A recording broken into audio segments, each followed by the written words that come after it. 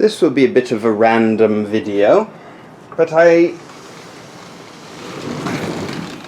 wanted a way to be able to use more vintage machines at the same time.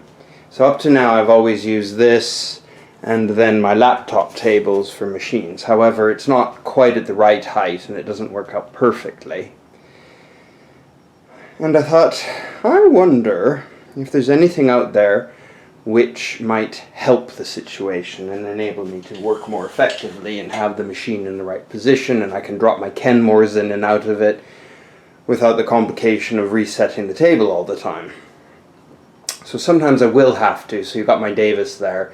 It's a treadle only machine, or it's on the servo motor. I've also got my Singer 20U clone, which is a Conso. It will run on a normal motor, however you do need the knee lever which is attached in that table.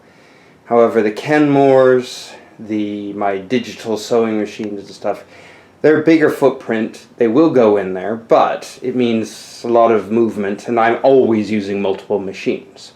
So to me, having a straight stitch machine or the embroidery machine and then access to another machine quickly makes it a lot easier. So I found in my travels this, which is not the most beautiful piece of furniture in the history of the universe.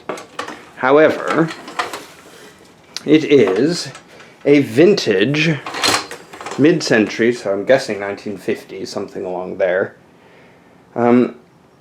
sewing table. It was cheap, not expensive. It's very light. It weighs only 11 pounds, so the same pound of featherweight. But that is a big space here for my machines. And it includes the table, and even better when I don't need it, I just shove it right out of the way. So I haven't completely got it perfectly smooth because there's, bases of lamps and plugs and everything down there. But for the amount of effort it takes to pull it out so I can sew. So I can put my serger there, I can put my cover stitch machine, my if I don't want to put my 411G in the table, I can just put it there and work. It allows me a lot of flexibility, and it just simply pulls out when I need access to it. So I'm kind of enjoying this experience. I have to do a little tidying underneath to make it smooth, and I have, just for simplicity, attached that there. I will make it more pretty. But that my bin there, so I've always got access to the bin because I'm always sewing and need access to, being able to throw out the rubbish. So anyway, I'm quite delighted. So it gives me that L shape, which is quite handy, and then I can also have my ironing board out, and it's a really good sewing space. So I'm quite pleased with this.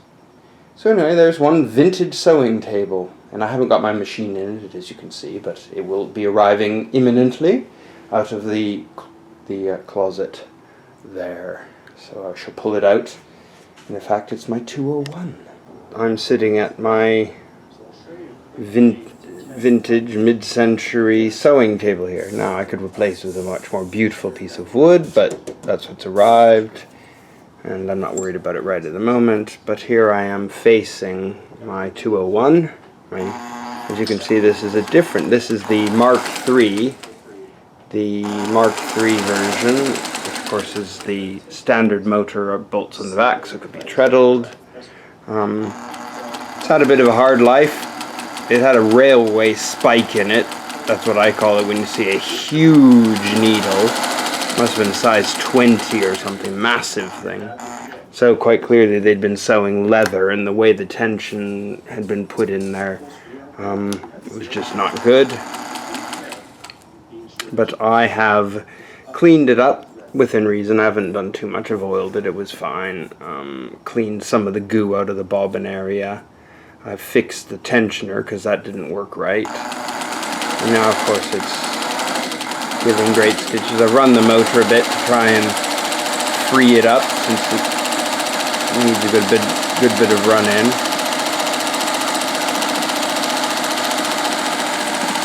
A nice quiet machine, does its job very well. Would be quieter on the servo motor, but it's absolutely fine. Sews beautifully. So you can see it's got a bit of a shake when you're sewing, but that's really not a problem because I've got a table here.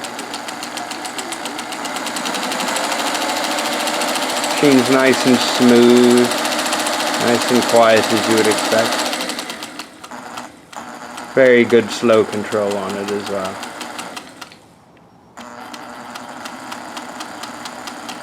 So this is on the 240 motor, and you can see I've got my adapter here so that I can use all my 240 volts. I actually got this shipped in from Australia again. Second machine I've ended up getting from Australia recently. It's not the most beautiful thing on earth in that it's, you know, very scratched. It has been used, but it's in perfect condition, and you know my rule is I care whether a machine sews. It's obviously seen a bit of moisture in its journey because you can see a bit of rust here and there on the steel, but that doesn't affect the gears which are oiled. All I care is does the thing sew, and boy it does, as you'd expect the material one.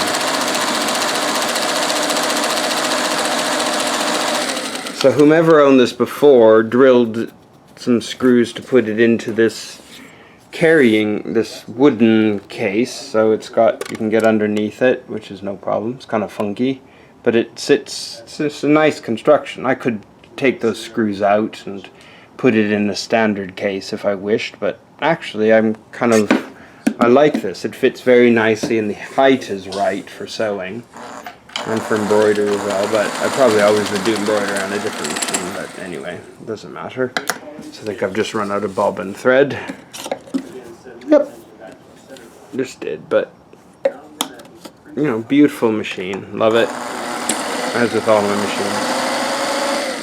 It's got to sew perfectly, and this one of course does, so I'm thrilled. And it's not so heavy as my other 201s were. Pros and cons, you get a bit more noise out of the lighter machine, but that's hardly a big issue on this beautiful machine. Anyway, bye for now.